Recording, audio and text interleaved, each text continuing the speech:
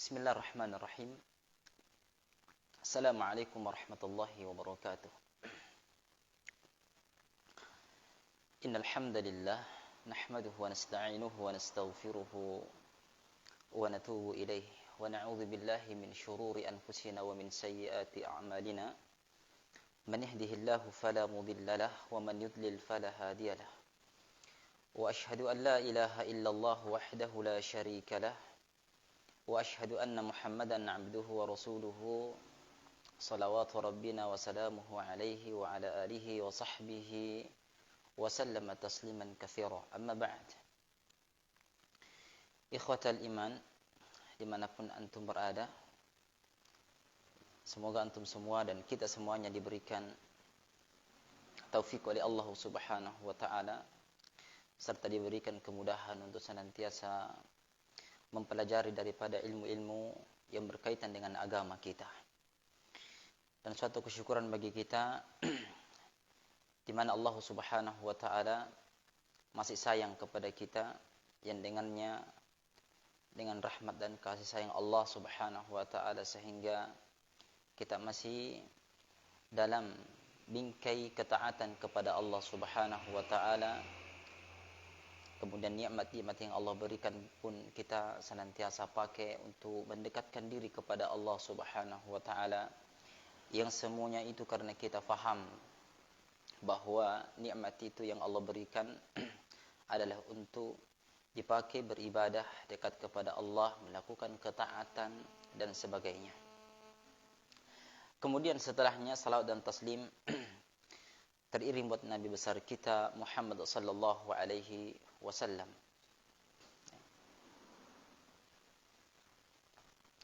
Allahumma salli wa sallim ala nabiyyina Muhammad wa ala alihi wa sahbihi ajma'in.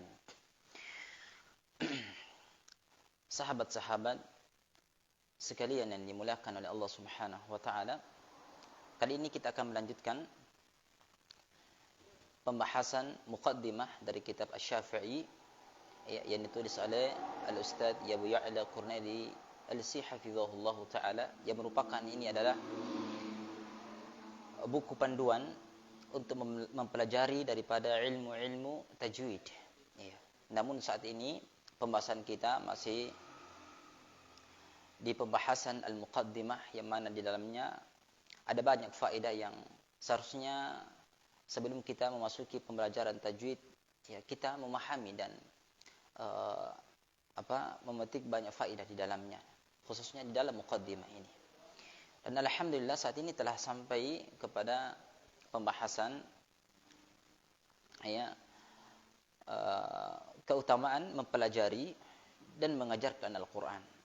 Sekarang kita masuk pada pembahasan keutamaan mempelajari dan mengajarkan Al-Quranul Karim. Darinya Rasulullah sallallahu alaihi wasallam memotivasi kita untuk mempelajari dan mengajarkan Al-Quranul Karim. Ketika kita berbicara keutamaan mempelajari dan mengajarkan Al-Quran, datang beberapa hadis dari Nabi sallallahu alaihi wasallam tentang keutamaannya. Salah satu di antaranya, beliau bersabda, "Khairukum man ta'allama al-Qur'ana wa 'allamah." Khairukum man ta'allama al-Qur'ana wa 'allamah. Sebaik-baik kalian adalah orang yang mempelajari Al-Quran dan yang mengajarkan Al-Quran. Khairukum, sebaik-baik kalian adalah orang yang mempelajari Al-Quran dan mengajarkannya, mengajarkan Al-Quranul Karim. Di hadis yang lainnya, Rasul sallallahu alaihi wasallam juga bersabda, "Man 'allama ayatan min kitabillahi 'azza wa jal, kana lahu thawabuha ma tuliyat." Yang artinya kata Nabi sallallahu alaihi wasallam, barang siapa mengajarkan satu ayat dari Al-Quranul Karim, kana lahu thawabuha ma tuliyat, maka baginya pahala selama ayat itu dibaca. Subhanallah. Kita mengajarkan satu dua ayat dari Al-Quranul Karim, maka baginya pahala selama ayat itu dibaca oleh orang yang diajarkan membaca Al-Quranul Karim. Ini keutamaan yang kedua dari hadis yang lain yang disebutkan oleh Nabi sallallahu alaihi wasallam. Kemudian dari itulah sehingga ya, Al-Muzani rahimahullahu taala pernah berkata, bahwasanya aku mendengar Al-Imam Syafi'i rahimahullahu taala berkata, "Man ta'allama al-Qur'ana 'azumat qimatuhu." Saya ulangi, Al-Imam Syafi'i pernah berkata sebagaimana disebutkan oleh Al-Imam Muzani rahimahullah, "Man ta'allama al-Qur'ana 'uzimat qimatuhu." Barang siapa yang mempelajari Al-Qur'an, maka menjadi agunglah kedudukannya. Jadi keagungan seseorang itu tergantung bagaimana amal ketaatannya. Di antaranya adalah mempelajari Al-Quran. Maka siapa di antara kita yang senantiasa belajar dan mempelajari Al-Quranul Karim serta mengajarkannya, maka insyaallah ta'ala kita akan mendapatkan sebuah keagungan dari Allah subhanahu wa ta'ala. Maka kita lihat tidak sedikit di antara mereka yang mendakwahkan Al-Quran, Allah berikan mereka kedudukan yang begitu agung di sisi atau di mata manusia, walaupun bukan itu yang menjadi tujuan mereka. Dan itu terbukti bagi para pendakwah yang mendakwakan Al-Quran yang ikhlas karena Allah Ta'ala. Allah berikan ya, kemuliaan kepada mereka. Ya. Mereka diberikan penghormatan, mereka diberikan pengagungan. Ya. Karena Allah Subhanahu Wa Ta'ala yang memberikan dan memudahkan itu semuanya. Sehingga dengan inilah, kalau kita melihat bagaimana kaum salaf, ya, bagaimana perhatian mereka terhadap Al-Quran. Ya. Di sini penulis menyebutkan, ya, ada seorang tabi'in yang bernama Abu Abdurrahman As-Sulami. Ya. Beliau belajar Al-Quran dengan sungguh-sungguh kepada Uthman bin Affan, ya, belajar kepada Ali bin Abi Thalib, ya, dan Abdullah bin Mas'ud. Ya. Masya Allah. Ya, jadi ini salah satu di antara ya, juhudnya seorang tabi'in. Ya, sebagaimana tadi disebutkan yang bernama Abu Abdurrahman As-Sulami, ya, dengan kesungguhannya beliau belajar Al-Quran dengan sungguh-sungguh kepada Uthman bin Affan, kepada Ali bin Abi Thalib dan Abdullah bin Mas'ud. Ya, di mana mereka ini merupakan ya, sosok yang memiliki perhatian yang besar kepada Al-Quranul Karim, sehingga mereka rela mencurahkan waktu dan hidupnya untuk belajar Al-Quranul Karim, sehingga mereka dikenal sepanjang masa akan keilmuannya yang turun-temurun sampai kepada generasi setelahnya. Ya, itulah kedudukan mereka yang betul-betul diagungkan oleh Allah Subhanahu wa taala sehingga manusia setelahnya pun mengagungkannya. Kemudian setelah itu kita lihat, ya, dia menyibukkan diri untuk mengajarkannya kepada manusia selama 40 tahun. Dialah Abu Abdurrahman As-Sulami, ya. Dia menyibukkan diri untuk mengajarkan kepada manusia selama 40 tahun di Masjid Kufah. Ya. Lalu kemudian tabi'in ini, ya, juga meriwayatkan hadis. Ya. Kemudian seraya menyatakan hadis inilah yang membuatku bertahan duduk di tempat ini. Ya. Maksudnya apa? Hadis-hadis yang meriwayatkan tentang keutamaan membaca Al-Quran itulah yang membuat dia betah, senang, ya duduk, ya, selama bertahun-tahun lamanya untuk mengajarkan Al-Quranul Karim. Ya, bagaimana dengan kita? Kita jangan pernah merasa cukup dengan bisa membaca Al-Quran, lalu kita berhenti untuk tidak mengajarkan kepada mereka. Karena ketahuilah kemuliaan yang amat besar yang akan diperoleh bagi mereka yang sungguh-sungguh belajar Al-Quran karena Allah. Dan setelahnya mereka mengajarkan Al-Quranul Karim karena Allah Subhanahu Wa Ta'ala. Itu di antara keutamaan, ya, dan bagaimana, ya, sekilas, ya, perhatian, ya, para kaum salaf, ya, dahulu mempelajari Al-Quranul Karim kemudian mendakwakan Al-Quranul Karim. Salah satu di antaranya sebagaimana kita sebutkan tadi, ya, menghabiskan waktunya, menyita waktunya selama bertahun-tahun, berpuluh-puluh tahun, ya, mengajarkan Al-Quran hanya karena mereka mengetahui dan mengilmui bagaimana keutamaan tentang belajar dan mempelajari Al-Quranul Karim. Dialah Abu Abdurrahman, ya, As-Sulami rahimahullahu ta'ala. Bahkan juga disebutkan oleh Syekh Salim bin Eid Al-Hilali hafizahullah, ya, berkata ketika menjelaskan hadis Utsman sebelumnya, ya, qari'ul Qur'ani min ghairi muallimin la yaqdiru alaihi min haitsu qira'atuhu lima fihi tajwidun wa ahkamun wa ma fihi min ulumin. Pembaca Al-Quran yang tidak berguru, Ya, para pembaca Al-Quran yang tidak berguru tidak akan sanggup membacanya dengan benar karena di dalamnya berhubungan dengan tajwid, ahkam, hukum-hukum, wa ma fihi min ulum, ya, kemudian dan ilmu-ilmu lainnya. Maka wa kullu dzalika yahtaju ila muallim. Oleh karena itu, ya, membutuhkan bimbingan dari seorang guru. Membutuhkan bimbingan seorang guru. Walidha faqad hadda ala talabihi min indi ahlihi wa hadda ala ta'limihi liman yatlubuhu wa kullu dhalika mu'allaqun biman 'allama. Oleh karena itu beliau Nabi sallallahu alaihi wasallam menganjurkan kita, ya, agar mempelajarinya dari ahlinya. Ya. Ya, ini perkataan, ya, Utsman, ya. Sebagaimana disebutkan oleh Syekh Salim bin Aid Al-Hilali hafizahullahu taala. Beliau menjelaskan hadis sebelumnya sebagaimana yang disebutkan tadi ini. Ya, bahwasanya kita dianjurkan untuk apa? Belajar kepada ahlinya dan menganjurkan orang yang telah mempelajarinya agar mengajarkannya. Ya, agar mengajarkannya. Karena tentu saja hal tersebut sangat bergantung, ya, pada orang yang mengajarinya.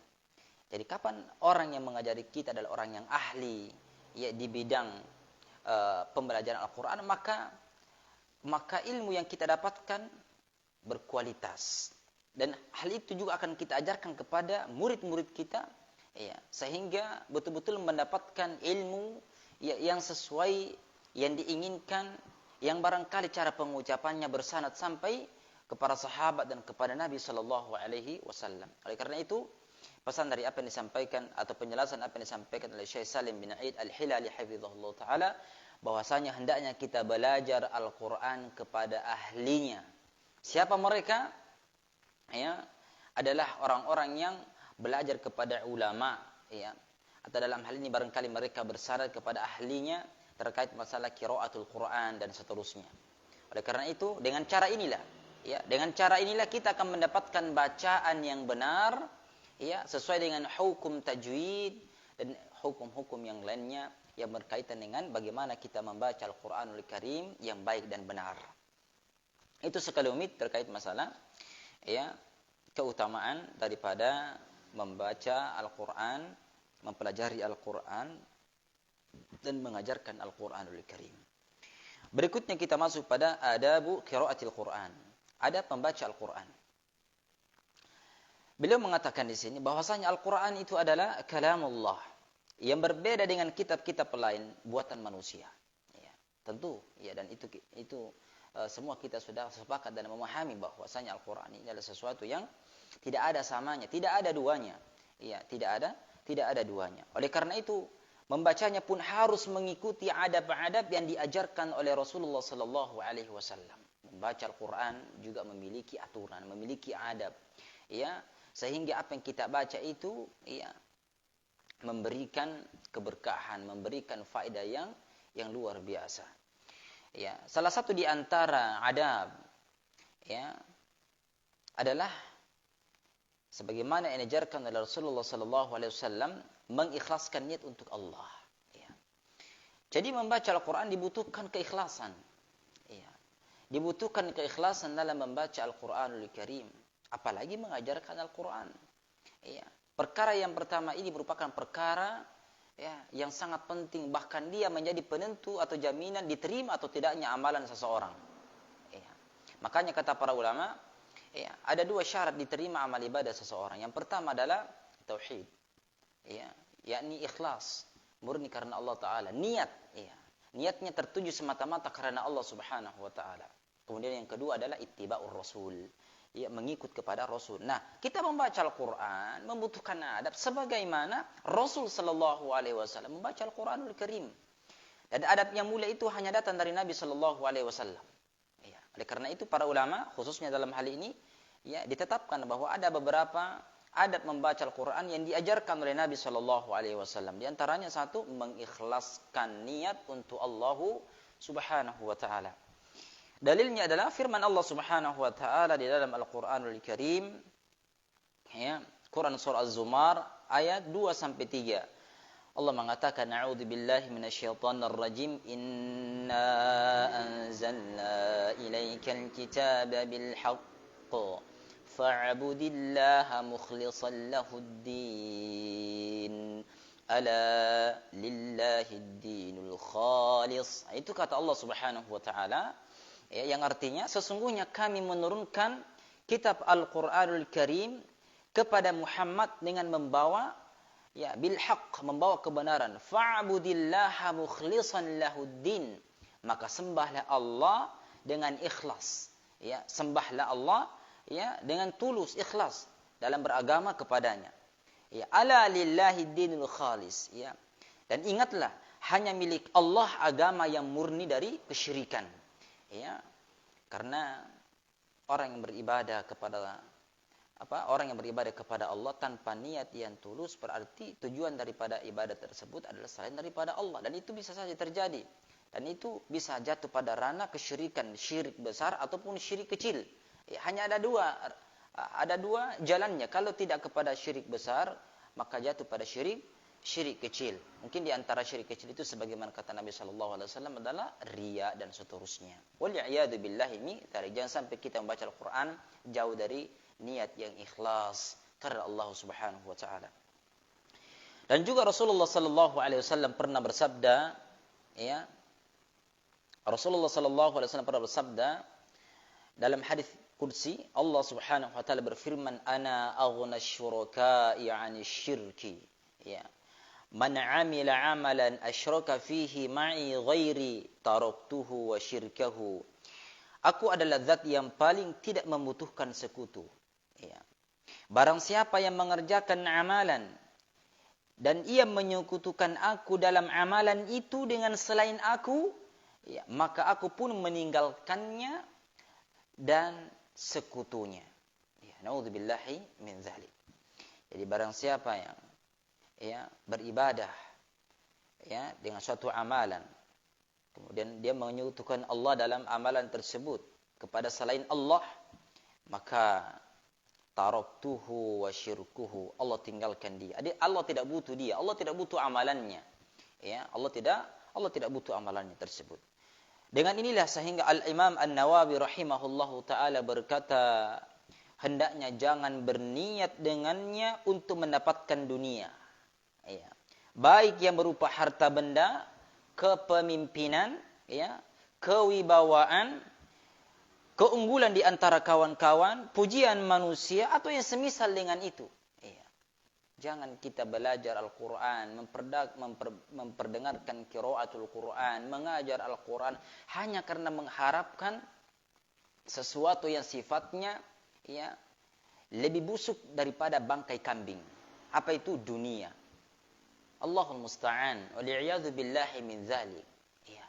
Jangan sampai kita termasuk orang-orang yang, ya, menjual daripada agama yang Allah berikan kepada kita sebagai nikmat yang terbesar yang dapat menyelamatkan kita dari siksa api neraka. Justru dia ternyata melemparkan kita ke dalam api neraka. Kenapa? Karena dia beribadah dengan membaca Al-Quran hanya mengharapkan apa? Niatnya untuk mendapatkan dunia, mengajarkan Al-Quran, mendakwakan Al-Quran untuk hanya mengharapkan dunia, balasan dunia, subhanallah, mengharapkan kepemimpinan, mengharapkan kewibawaan, hanya ingin dihormati dan yang semisal dengan itu. Ya, jangan sampai itu terbersih dalam hati kita dalam membaca Al-Quran, ya, dan mengajarkan Al-Quranul Karim. Itu adalah merupakan wasiat Al-Imam An-Nawawi rahimahullahu taala. Kemudian di sini penulis memberikan sebuah catatan, dan saya akan membacakan sebuah risalah catatan beliau hafizahullah taala. Beliau mengatakan terkait dengan keikhlasan dalam membaca Al-Quran, terdapat beberapa hadis yang berisi teguran dan ancaman terhadap orang-orang, terutama para qari, yang menjadikan qiraahnya sebagai alat untuk berbangga-bangga di hadapan manusia atau untuk mencari kesenangan dunia semata. Rasulullah sallallahu alaihi wasallam bersabda, dan ini sebuah peringatan bagi kita para qari, ya. Rasul bersabda, ta'allamul Qur'ana wasalu bihil jannah. Pelajarilah Al-Quran dan mintalah surga. Ya. Qabla an yata'allamahu qaumun yas'aluna bihi dunya. Ya, sebelum datangnya suatu kaum yang mempelajarinya untuk mencari dunia. Ada enggak yang seperti ini? Tidak sedikit, ada banyak di sana. Fa innal Qur'ana yata'allamuhu thalathatun. Ya, sesungguhnya Al-Qur'an dipelajari orang karena 3 hal. Yang pertama, rajulun yubahi bihi wa rajulun yastaqilu bihi wa rajulun yaqra'u lillahi azza wa jal. 3 hal itu dari apa yang diperingatkan oleh Nabi sallallahu alaihi wasallam adalah seorang laki-laki ya yang membaca Al-Qur'an untuk berbangga-bangga dengannya. Yang kedua untuk mencari makan dengannya, dan yang ketiga adalah ya membacanya karena Allah azza wa jal.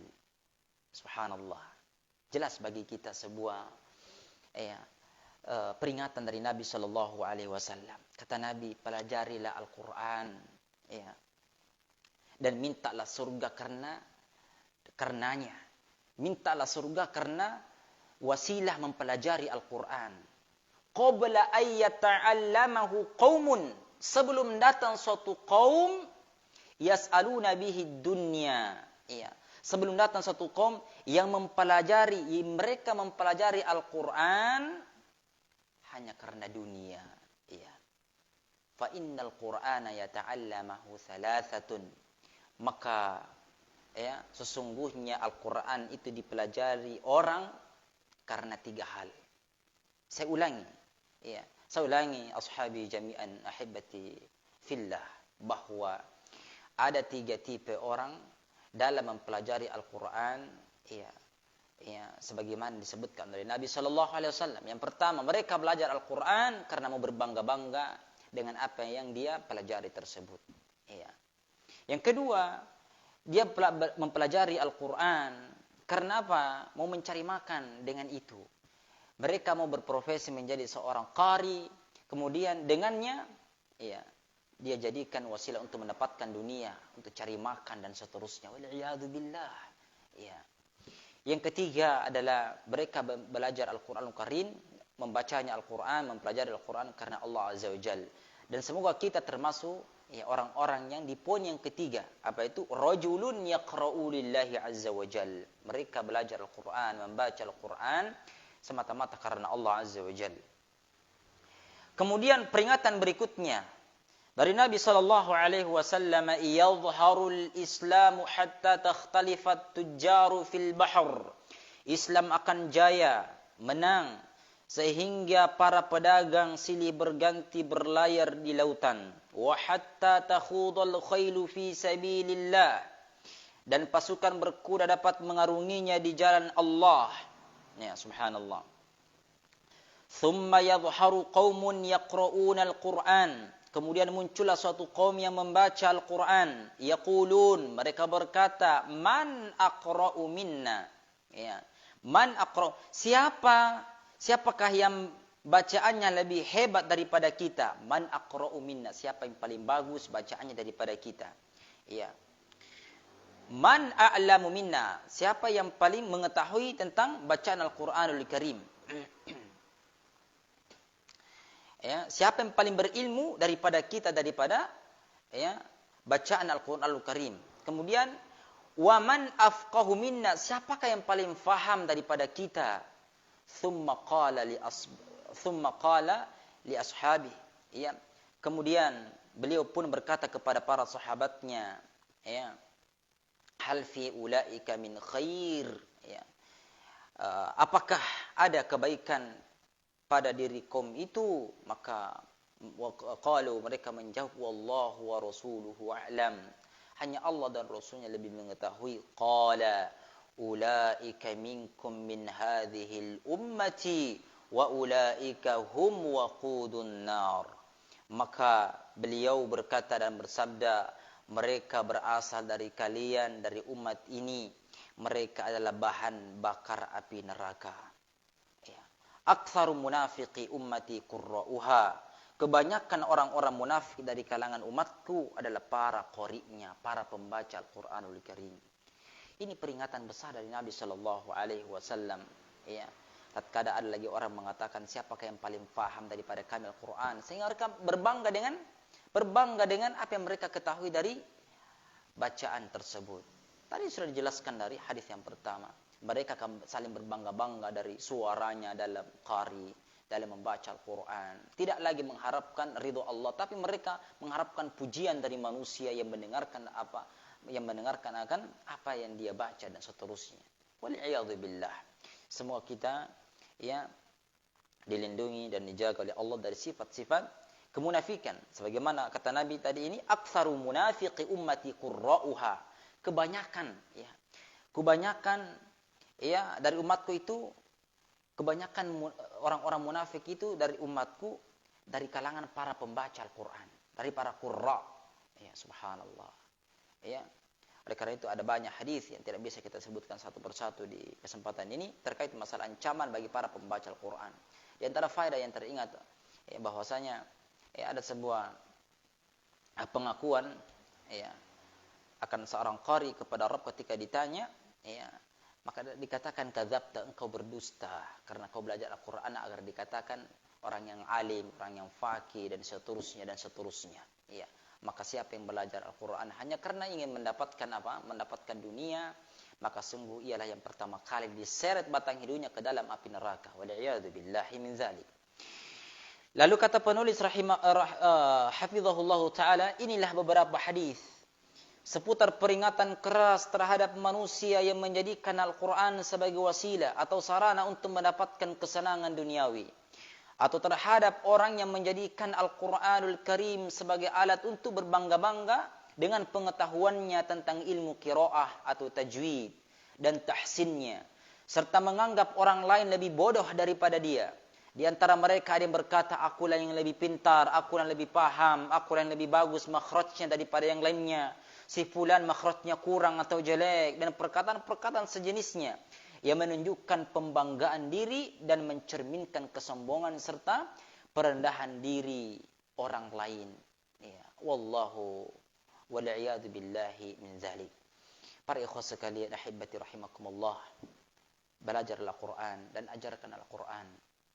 Kemudian jauhkan diri kita, jaga hati kita dari sifat-sifat kemunafikan, sebagaimana disebutkan oleh Nabi sallallahu alaihi wasallam akan adanya dan akan banyaknya umat Nabi ya yang bersifat munafik ya, khususnya dari kalangan para qurra ya, para qurra, qari dan qariah. Oleh karena itu hati-hatilah dalam melakukan sebuah amal saleh, jangan sampai amalan kita tidak diterima oleh Allah Subhanahu wa taala, bahkan justru sebaliknya menjadikan musibah, azab buat kita di kemudian hari dunia sampai hari kiamat.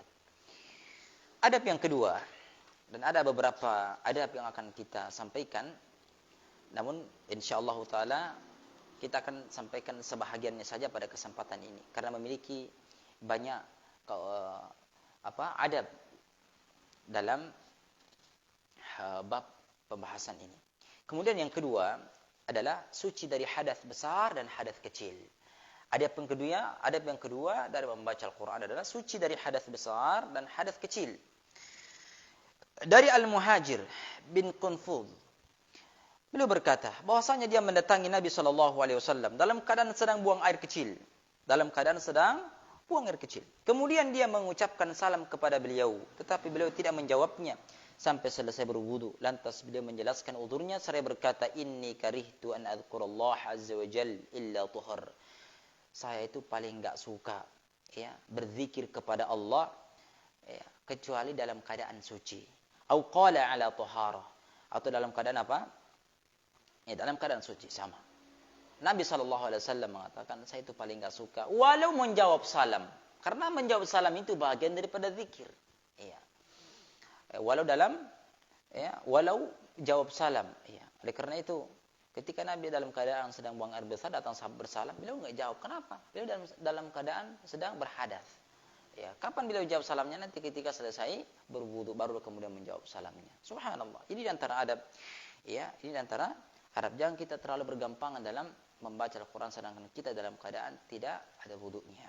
Tidak ada wudunya. Oleh karena itu siapapun kita yang hendak murojaah, ya maka utamakan diri kita berwudu terlebih dahulu. Ya, itu merupakan adab. walaupun sebahagian, walaupun ya dibolehkan ya mengulang-ulang hafalan dalam keadaan tidak ada wudu. Tapi tentunya kita sebagai umat yang ingin beradab sebagaimana Nabi sallallahu alaihi wasallam, maka hendaknya kita berwudu lalu kita berzikir atau murojaah daripada Al-Qur'anul Karim yang telah kita hafalkan.